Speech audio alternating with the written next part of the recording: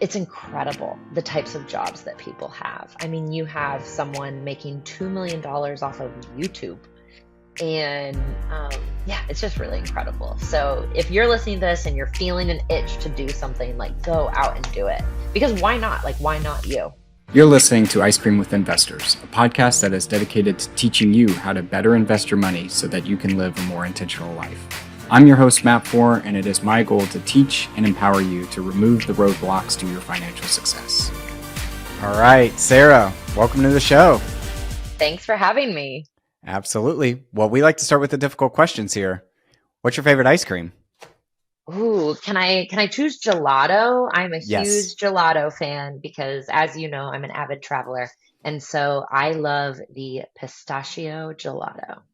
I would agree with you. I was over in Italy a couple years ago and I knew gelato and I'd had like an American version of gelato, but nothing beats like Italian pistachio gelato. It's heaven on earth. Exactly, exactly. I love, love, love it. Now you're joining us from Omaha, a place where you get to spend very little time, but are technically from. If we're in the Omaha area, are there any good gelato restaurants around?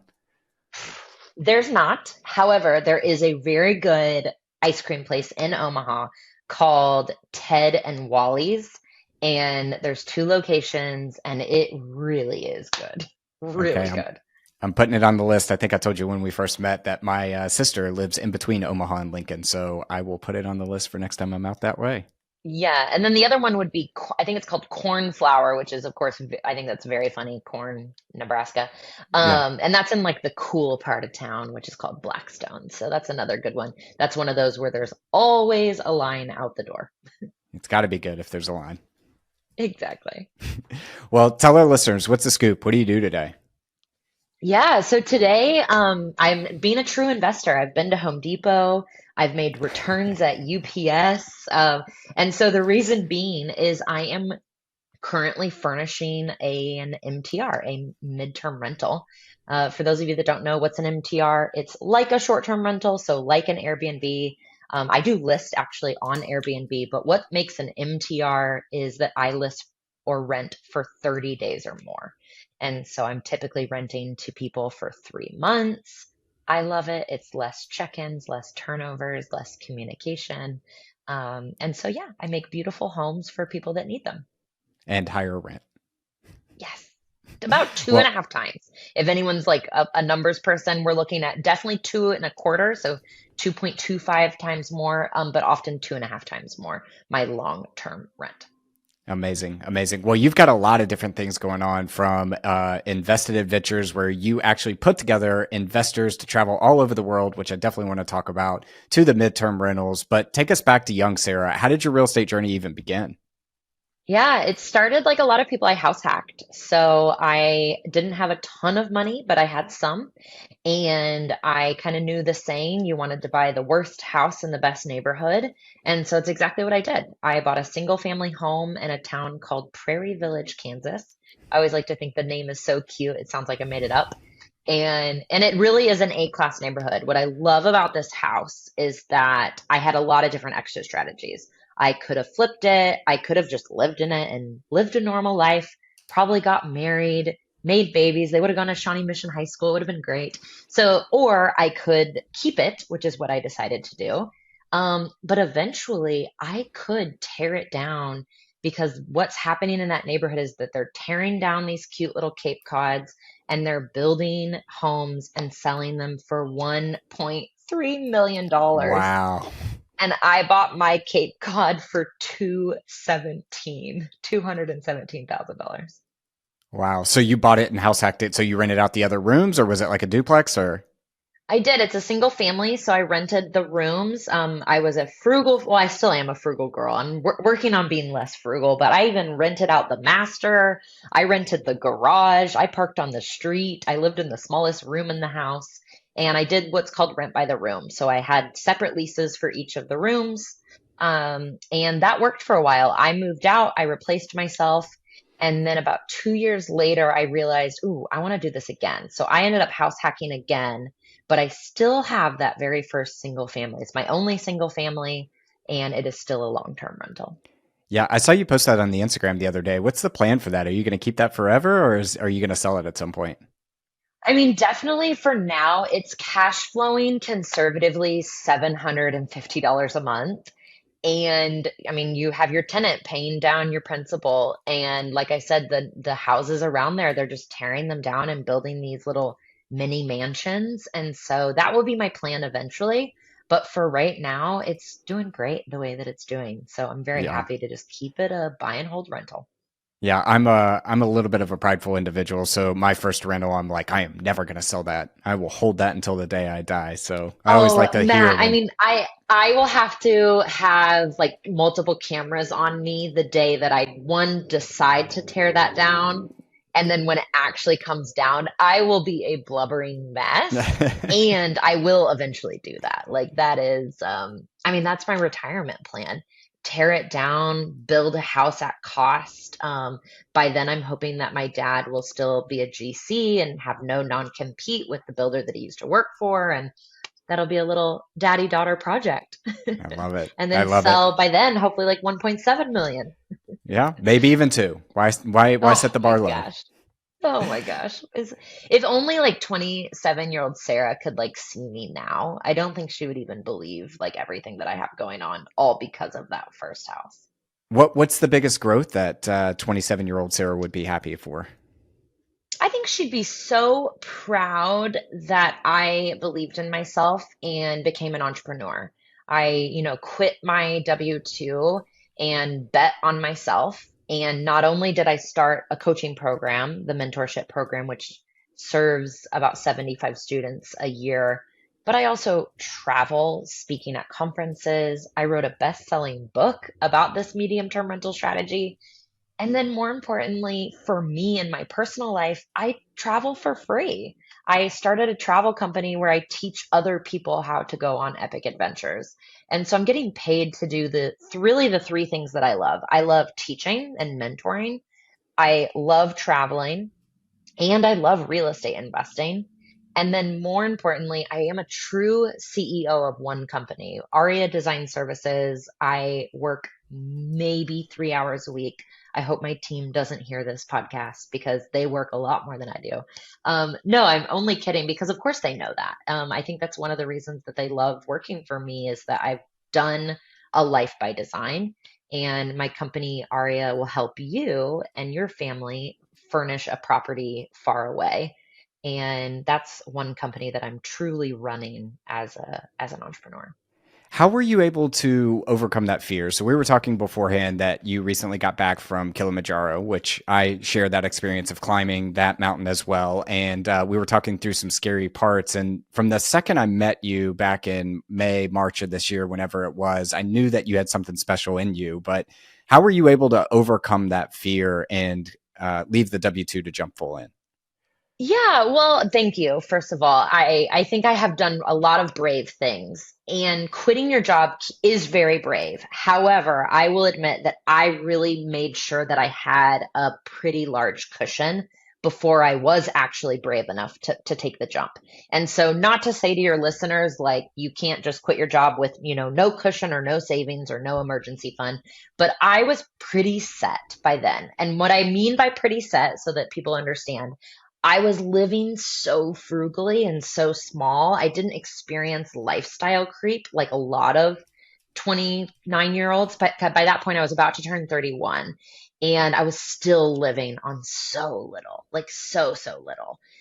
So that really is what helped is that I hadn't experienced lifestyle creep and I had cash flow from at that point, I had, I believe, 14 units that were bringing in anywhere between like seven and $8,000 in cash flow, pure profit, after setting aside for things like capex and maintenance and being very conservative.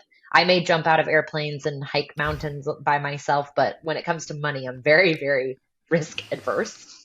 And so that's really what did it. And so I know that's not the most inspiring answer, but that's the truth. And so if there's listeners out there that are like, man, I wish I was braver and I could just quit my job. Well, the reality is I had all my expenses covered before I quit my job. And then I knew, mostly because of ego, that if I got 40 hours back, that I would crush it in business. Like I knew that I would. I just needed more time. Yeah, I'm glad you said that about like the having the expenses covered and a soft cushion because I get annoyed at the burn all the ships and go all in and put your back against the wall. I think for most people it's very, very dangerous to take that advice. Yeah. Now certainly I don't think you need $1 million nest egg and No. a bajillion dollars in the bank and all those sorts of things, but I do think like having a soft cushion will allow you to be intentional, allow you to make mistakes. And ultimately, the worst position you can be in is if you have to sell something to pay your mortgage or to pay for food or something like that, because then you become desperate and don't think about things long term. Yeah, or I think I like to say simplify what business looks like. So before Aria Design Services was like a six-figure business, I thought, okay, I only need three clients to pay us 3 grand each in the next, like ideally this month, but in the next, let's say 90 days, and then we can hire someone, and that can be like how we start our business. And so I think like dropping it down. So another example would be, okay, I need four coaching clients, each paying me, let's just say $500 a month. And then that would cover at least my rent and some extra spending cash. And so think about business in a little bit simpler terms at the very beginning, and then it feels a lot more attainable. Yeah, agreed. So I don't want to breeze over the fact that you are the middle term rental queen. You were able to kind of build a big portfolio from middle term rentals, and I've never had somebody on the show kind of dig into what that is and good markets and all those sorts of things. So maybe start us off at the high level. You explained it earlier; it's more than 30-day stays, but what is the Yeah. middle term rental market, and how'd you find it? Yeah, so the first thing that I did is I furnished a unit inside of a fourplex that I was house hacking. It turns out that that's just called furnishing the apartment that you live in. I was like, I'm staging, and then I was like, I'm decorating, and then I was like, oh wait, I live here, so I guess I'm furnishing the apartment that I live in. For those of you that don't realize, I have been nomadic for, gosh, going on 4 years this January 2024. And so I'm used to living out of a suitcase and staying in Airbnbs. And so actually staying in one place was difficult at first. And so I'm furnishing my primary and I listed on Airbnb because I'm thinking, oh, I can list it on the weekends, go to grandma's or go to Mexico. And one of my very first guests that booked through Airbnb wanted to stay for 60 days. And so I was like, sweet, guess I'm going to Mexico for 60 days. And that was really how I got introduced to it as a host. I knew about it, and it's one of the many reasons that I bought the fourplex that I bought. So for those of you wondering, like, what are some good like metrics? So I wanted to be in a population that was growing, strong job market, all of the same metrics that I look for a long-term rental, because just in case I didn't want to do the MTR strategy. Or what I like to do now, Matt, is I buy a duplex and I'll have one unit as in long term and one unit as a midterm. And so I like that. So I still buy with the same metrics that I'm doing for long term. But then I'm also looking at things like hospital complexes or what are the like corporations that send people here. So here we have a big military population, but more importantly, a really big hospital. So I actually own the fourplex next door as well, and all four of those units are rented by travel nurses. But then, funny enough, this month, the building I'm actually sitting in one of the units today, and this month, none of the units are rented to travel nurses. So we have someone visiting a family member who unfortunately is ill. So they're here for a month while they visit that family member. Same thing with the unit next door. His wife is having organ transplant, so he's renting the apartment. And then the gentleman who's renting in the other unit, he moved here for a job. And so he left his wife in New Mexico. She's like wrapping up selling their house. They still want to have one last Christmas in that house. And then she'll come out and join him. And then they'll start house shopping. So he rented the house or this unit, I should say, for 3 months. And so that kind of gives your listeners just an example of there's so many different reasons that people need a furnished rental for 3 months. It could be anything from an internship to a new job to a family member in the hospital or you're working in the hospital. A lot of different people need midterm rentals, which for the investors, that means that you can really MTR almost anywhere. even rural places. I've seen a lot of success with investors in smaller markets because there may not even be that housing option in Mhm. a smaller town. You mentioned hospitals a couple times. Like, how are there websites out there where you find midterm rentals beyond Airbnb, VRBOs? Are you calling the hospitals? Like, how are you getting plugged into the travel nurse scene? Yeah, great question. At the beginning, I did all the above, but what really happens is you list it on Airbnb and you list on a website called Furnish Finder, and that's how they find you. And so you can do more work if you want to, but I'm telling you that today I am at 97% occupancy and I just list on those two websites. Wow. Wow. Do you have any issues with regulation in the markets that you work with? Because here in Nashville, it's like all the time it's either approved or it's not approved, and it's approved with a permit, but now the rules have changed, all those sorts of things. Great question. So in Omaha, there are not any short-term regulations right now. And I'm sure that they're around the corner. And so I am always keeping a pulse on the market. I'm very clued in, even though I'm rarely ever here, I am very clued in with like the local Omaha RIA, just so that I'm always on top of these things. For now, there's not any restrictions. So that brings up a good point. When I have a travel nurse move out, and if another I should say when I have an MTR guest move out and another MTR guest wants to move in, and it's going to leave me a few day gap or even 10-day gap, I will open myself up for a 2 night stay and do a traditional short term rental. I've truly only done that maybe 3 times. And I have 7 units in Omaha, about to be 8, and I have 2 units in Des Moines. And truly, you really do get almost back to back bookings just with these MTR guests. And so don't be discouraged if you're in a market that only allows 30 days or more. You really can stay fully occupied, even if you can't do 2 night stays, which I much prefer. I would rather an MTR guest move in an MTR guest move out and an MTR guest move in back to back. Because it's less admin, it's less Yeah. checking with your cleaners, it's less everything. Yeah. Yeah. So how do I know how much it would cost to furnish one of these units? Obviously, the answer is it depends on the scale and how big the house is and all those sorts of things, but give us a rough ballpark on how much it would cost to furnish one. Yeah, I'm gonna cheat a little bit. I'm actually gonna pull up my notes from my team because they're constantly updating me. Because, guys, unfortunately, I mean, we all know inflation has hit us. We won't talk about why it's happening, but inflation has hit us, and it hit furniture so hard this year. So since I started Aria Design Services, furniture costs have gone up 26%. Wow. And so if you're listening to this and you haven't furnished an apartment in a while, get ready for some like sticker shock, right? Because it is expensive. With that being said, if you're doing middle of the road, so we're not talking accent walls, no neon signs, these are not bachelorette pads, but they are just a nicely decorated place. A one bedroom, one bath is going to cost you anywhere between 8 and 11,000, and that's everything brand new out of the box. If you're willing to drive around town, do Facebook Marketplace, garage sale, estate sale, you can do it closer to probably 6,000, I would say. But otherwise, if you're wanting everything brand new, which you guys today, Aria Design, we do about 70 units a year. We're buying everything brand new. It gets shipped directly to the unit. We pay someone on TaskRabbit to put it together. It is Amazing. definitely the way forward.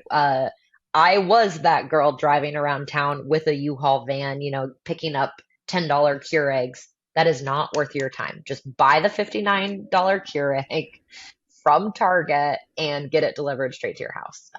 And so I hope that gives people kind of a good estimate. And then if you have a additional bedrooms, I can furnish a bedroom for about 1900.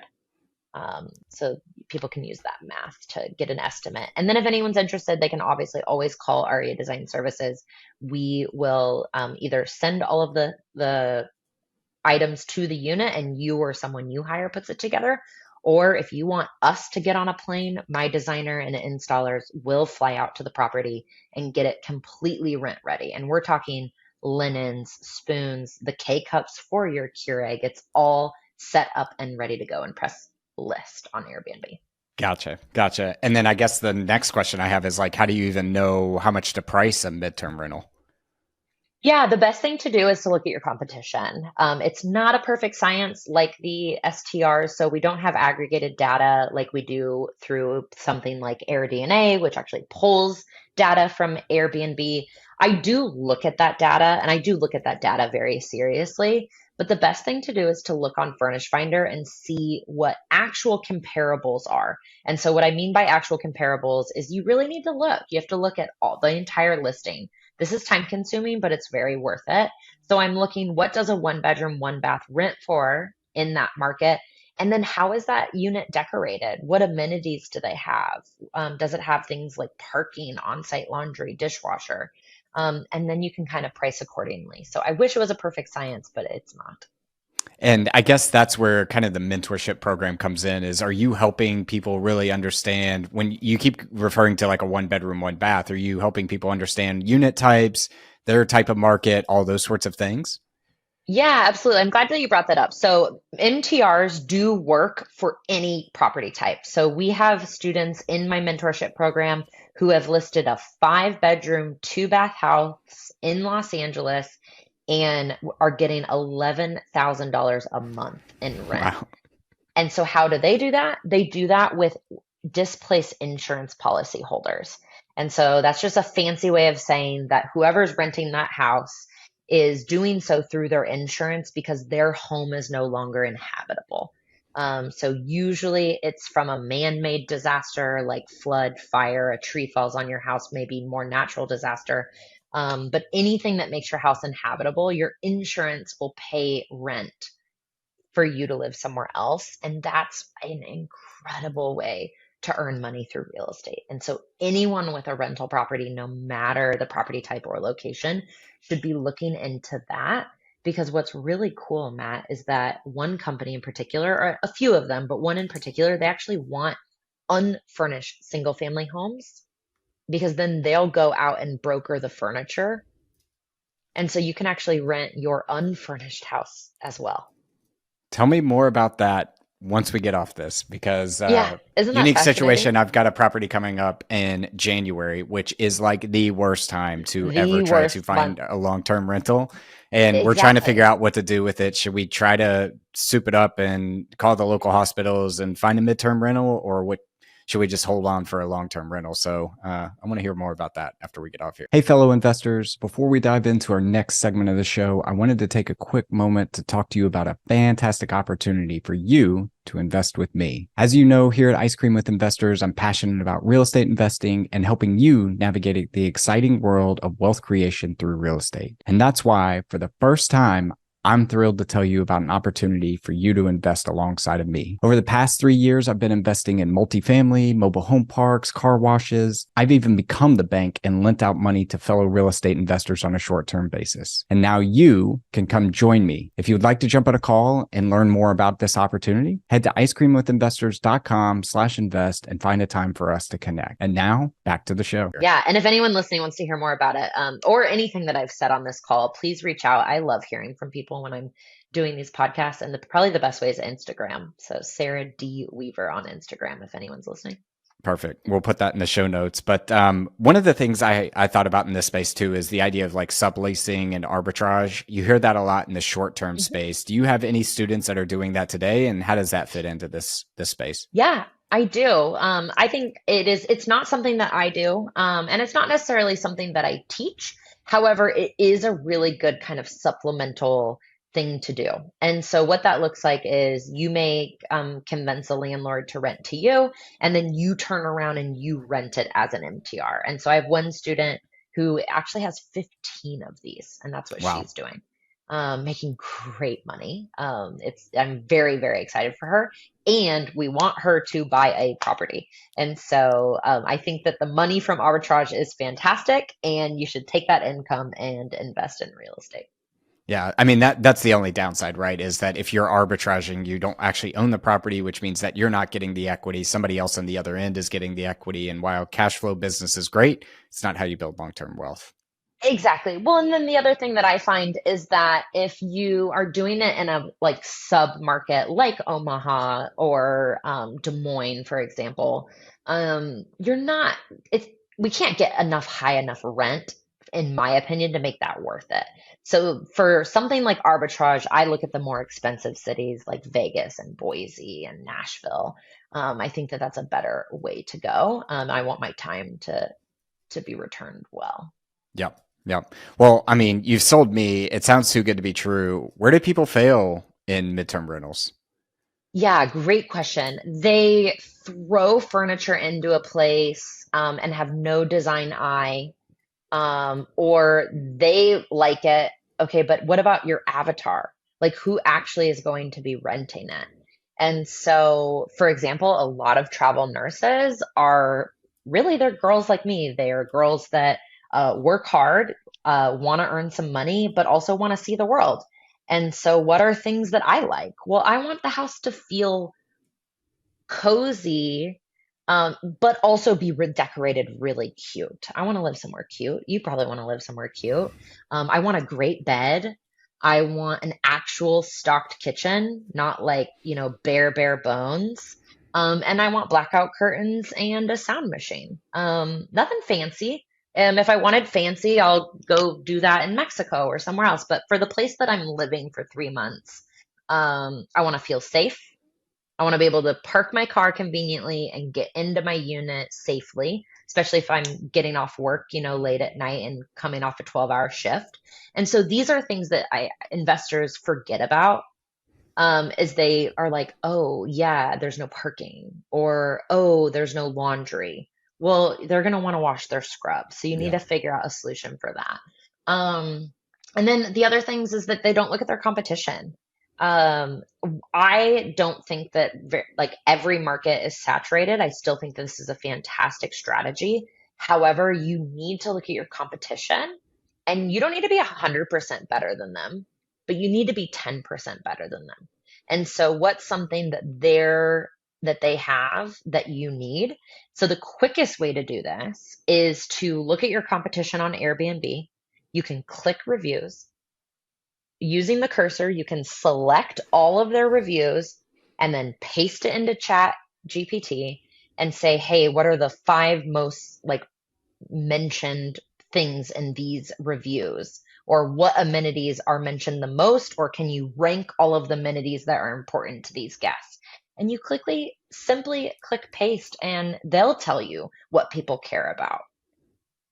Yeah. First of all, I'm glad you brought up AI into this conversation. I think that's the first time AI got dropped into the podcast since it released last year. I personally use ChatGPT every single day, so I don't understand how people Amazing. aren't using it today. Side note, I was at a conference this past week, 125 people there. The guy said, "Hey, how many of you have never used ChatGPT?" And there was like half the audience. And I'm like, "What are you guys doing? Like, you're missing out." But um, second of all, I think you're right about the bare bones, like side tangent. When I go to a short term rental and there's like three knives and there's 8 bedrooms, you're like, what? Why does this make sense? Like, who Yeah. was the person that made this decision that bare bones was going to Yeah. be the best option for us? Well, to touch on that, a lot of short-term hosts are struggling. I see you guys. If you're listening to this podcast and you're like, man, I don't know if my short-term rental is really 10% better than my competition, it might be a good idea to sell. Because I think that we're gonna see some more hard times ahead for short-term hosts, especially short-term hosts that aren't treating it like a business. And so I really treat mine like a business. So for example, I just bought this, pillow. Well, I bought the pillow cover that can be removed, it can be washed, and then I bought four of them so that every time my cleaner comes, the cover just comes off, a new one gets put on. Whereas I'll admit, the very first time I did Airbnbs or short-term rentals, I didn't know these things. And I was trying to save a buck. But what ends up happening is if you try to save money at the beginning, it ends up costing you more later on. Yeah, penny wise, pound foolish, I think is the saying. Mm, yeah, I like that. I want to switch gears now. Tell us a little bit about Invested Adventures. So, where did the idea come from? Where are some of the cool places you've gone? Who goes on these trips? I'm on your emails, so I get jealous every time I see them. But tell us a little bit about Well, Invested stop Adventures. being jealous and just come on a trip. I know, I know. Yeah, so Invested Adventures is real estate investors' opportunity to go on We're talking epic adventures with other real estate investors. And yes, all of this is a tax write-off. And so if you are talking to your CPA or your tax strategist and you need some more business expenses, please visit my website. But how did it start? So, as I mentioned, I've been traveling full time for 4 years, but really, Matt, I've been traveling for a decade. I taught English in South Korea 10 years ago and really have been more or less traveling ever since. I got a job almost directly after that, working remotely. So I've been remote or a digital nomad for going on 9 years. And travel's just been a huge priority for me. And for anyone listening, you can be as jealous as you want to, but know that there's a lot of sacrifices that come with being fully nomadic. I haven't dated seriously very often. I've gained a lot of weight. So there's negatives, and my life is pretty cool. Like I have a lot of fun. I've done a lot of really amazing things. And that's what most people wanted to talk about when they come to my Instagram. Yeah, maybe they're here for real estate or MTR or they read my book, but then I think they stick around because they're like, wow, she really travels. And I wanted to make travel a little bit more accessible. I'm happy to, pick up and go to Guatemala by myself or Cambodia by myself, but not very many people are. And I wanted to create a safe space for people to go on these epic adventures. And then something even cooler happened. When we were on these trips, people were having pretty life-changing conversations. I think that that's true really anytime you like stop and get out of your home. I mean, Matt, you're well traveled. You know that when you have those 7 hours on a plane, you're like, oh, I've been really stressed lately about kind of silly stuff. Or, there's someone in my life that I just probably should just cut out of my life because they're sucking energy. Whether that's a romantic partner or a colleague or a friend. I mean, I find that when you leave your day to day, you have some of these realizations. Hopefully, the realization is gratitude and abundance and how amazing your life really is, because that often happens, especially when you travel certain places. But what really I think is the most magical thing about invested ventures is that you're sitting in the car, usually in some type of cargo van. We're going from one cool activity to another, and you're sitting next to someone and you're like, hey, how did you buy that 130 unit? I saw you did that. Or, hey, how did you raise $10 million? dollars? Or for me, you might be saying, hey, how should I furnish this? Can you take a look at my listing? Why am I not getting enough bookings? And you get to have those conversations. And I just don't think that those conversations happen at conferences. I would agree. When you're in a smaller group, you all share similar interests and you're having a shared experience like an adventure, then it opens up conversations.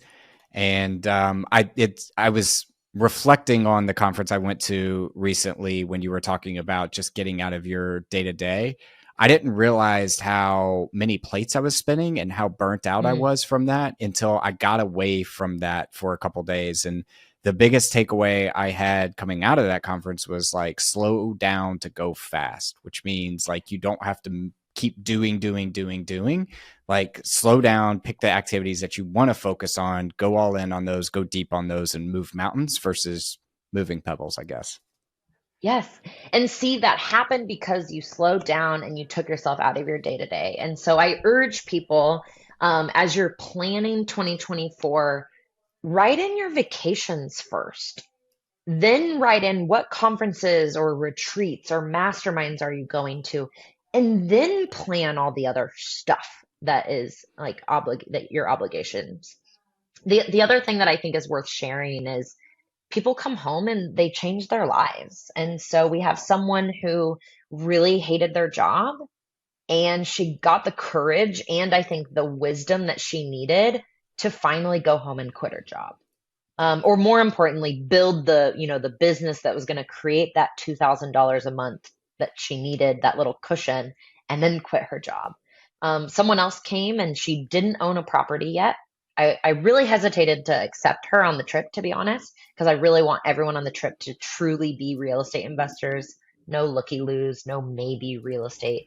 But I knew that she was serious because she had been under contract. She had been in another mastermind for over a year.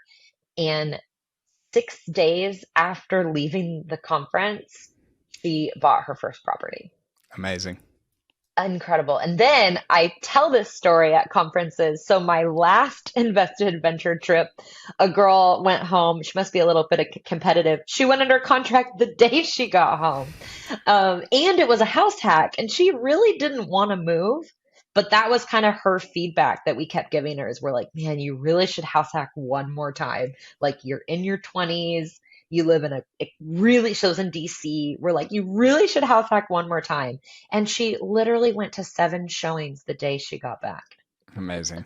It's Amazing. incredible. Yeah, and definitely do it while you're young, because once you get old and gray like me, all of a sudden it becomes a little bit harder to just pick up a family and move into a house with other folks. I hear an excuse. I hear some limiting That beliefs. hey, that's fair. That's fair. Well, Sarah, I want to be cognizant of your time. Says the single person with no kids. So I can say that. Well, I want to be cognizant of your time and shift this now to our last round. We're calling this the four toppings. Our first one is, what is your favorite book, or what is a book you've read recently that's given you a paradigm shift? Yeah. Oh man, great question. I reread The 4 Hour Work Week by Tim Ferriss. It is a book that I read in my early 20s. And one of the best compliments I was ever been given was from someone actually at the Best Ever conference. And he was a gentleman in his mid 50s and he heard about my life and he goes, yeah, you remind me of that guy, Tim Ferriss. And I was just like, yes, like the best compliment ever. So if anyone hasn't read that book, The 4 Hour Work Week by Tim Ferriss, yeah, I basically did what the book said. And so really, really enjoy that book. Yeah, I think the first time I read that, I was like, oh my gosh, you can make money doing anything. I mean, because he Uh-huh. goes into this was like early 2000s. He was talking about drop shipping and e commerce and people selling music beats and just all these different things. It was crazy. Yeah, and it's true. I now have the pleasure of surrounding myself with a lot of entrepreneurs. I'm in a mastermind that's not real estate specific, but just for entrepreneurs in general. And it's incredible the types of jobs that people have. I mean, you have someone making $2 million off of YouTube. Yeah. And yeah, it's just really incredible. So if you're listening to this and you're feeling an itch to do something, like go out and do it. Because why not? Like, why not you? Yep. Yep. Our second one is, what is the best piece of advice you've ever received? Um, My favorite piece of advice is it's better to ask for forgiveness than permission. I think that that has been something I've lived by. The other great advice, not even advice, but I think about this quote often, and it is that I wake up every day torn to decide to make the world better or improve the world or to enjoy it. And that's something that I'm working really hard on. I want to make the world better, and I really want to savor everything that I'm doing. Similar to you, I experienced a lot of burnout this year. And I think that as a serial entrepreneur, it's really easy to like go big, go big, go big, do more, more, more, more, more. Um, but what's it all for? I mentioned health earlier. I'm on like a huge health kick and I feel awesome. I'm like, oh, this is like how other people feel. Like I'm sleeping well. I have all these good things happening inside my body. And so I really want to improve the world by serving the community, but I also really want to enjoy my life. Yeah. I yeah, we'll talk more after the show, but our third one is, what our third one is, what are you most proud of in your life? Um, Tied to invested adventures, there is someone who came on a trip and was in a really hard place, and it was affecting not only her but her spouse and her kids. And because of a conversation that we had on that trip, and the decisions that she made, she gets so much credit for being so brave and really turning her life around. Her entire family's doing better. Her kids are not depressed; they're happy. And so when I reflect back on the last 2 years, the real estate is great. And I'm so proud of the book. Like being a best-selling author is and will forever be like one of my greatest accomplishments. And it's all about the people. So like none of it really matters if I'm not making people's lives better. And so I think that that particular individual, I think that's what I'm most proud of. So you can do good and enjoy yourself at the same time. Yeah, and make a lot of money and help Yeah. other people make a lot of money. So yeah, absolutely. Yeah. Well, our fourth and final one is if you could sit down and eat a bowl of ice cream with anyone, dead or alive, who would it be and why? Oh. Um, so today, man, I would have a different answer every day. So today, my answer is Andrew Huberman. I have been like consuming everything that he does lately, and he's fascinating, and I would love to sit down and talk to him. So a man that gets a lot of notoriety these days, and I've never listened to any of his stuff, but his name keeps coming around in circles and podcasts and everything like that. I've got his podcast saved in my podcast player. I just never listened to any episodes, so I'll I'll send have you to check one him out. episode so that yeah, you don't get overwhelmed. Because I Please. think that it can be really overwhelming when people are like, "Oh, you should listen to this," or "What do you mean you're not listening to that guy?" And so I will send you at least my top, like not maybe not the best, but a good episode from him because I think I that like that it. helps. I like it. Well, Sarah, I appreciate you coming on. Every time I get a chance to interact with you, my heart is so full and happy. If our listeners wanted the same experience that I had, where is the best place they could find you? Yeah, absolutely. So my website is sarahdweaver.com. It has everything that we talked about, ARIA design, invested adventure, working one-on-one with me or the mentorship program, and then my Instagram, also Sarah D. Weaver. Perfect. We will link those in the show notes. And then, Sarah, thanks for coming on. Thank you.